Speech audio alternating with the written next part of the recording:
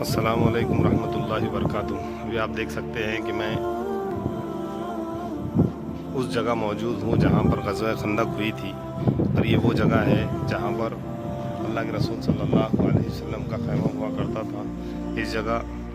खंदक के मौके पर अल्लाह के रसूल सल्लल्लाहु अलैहि वसल्लम का यहाँ ख़ैमा था, जिसके यहाँ बैठकर, इस पहाड़ी के ऊपर बैठकर अल्लाह के रसूल सल्लल्लाहु अलैहि वसल्लम तमाम चीज़ों का जायज़ा लिया करते थे।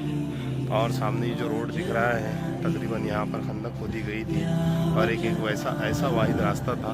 कि इन दो पहाड़ों के दरमियान में से गुज़रने के लिए सिर्फ़ एक यही खाली जगह थी। हज़रत सलमान फ़ारसी रज़ी अल्लाह अन्हु के मशवरे पर अल्लाह के रसूल सल्लल्लाहु अलैहि वसल्लम और सहाबा ने मिलकर यहाँ पर खंदक खोदी थी, और उस खंदक के मौके पर अल्लाह के रसूल सल्लल्लाहु अलैहि वसल्लम ने हज़रत हुज़ैफ़ा रज़ी अल्लाह अन्हु को दुश्मनों का जायज़ा लेने के लिए भेजा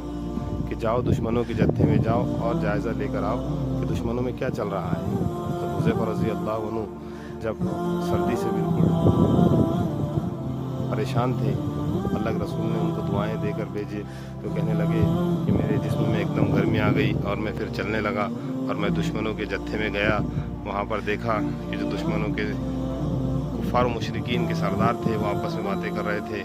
हवाएं चल रही थी, पहाड़ों से जो है उनके खैमों पर पत्थर गिर रहे थे। मैंने सोचा कि चलो दुश्मनों का काम निपटा दो, लेकिन अल्लाह के रसूल सल्लल्लाहु अलैहि वसल्लम का हुक्म था कि कोई हरकत ना करियो, इसलिए मैंने कोई हरकत ना किया और वापस आकर अल्लाह के रसूल सल्लल्लाहु अलैहि वसल्लम को ख़बर दे दी। फिर वो जो कुफ़ार मुशरिकीन ये बग़ैर जंग किए हुए यहाँ से वापस चले गए। तो ये खंदक के मौके पर ये जो आपको 7 मसाजिदें दिख रही हैं,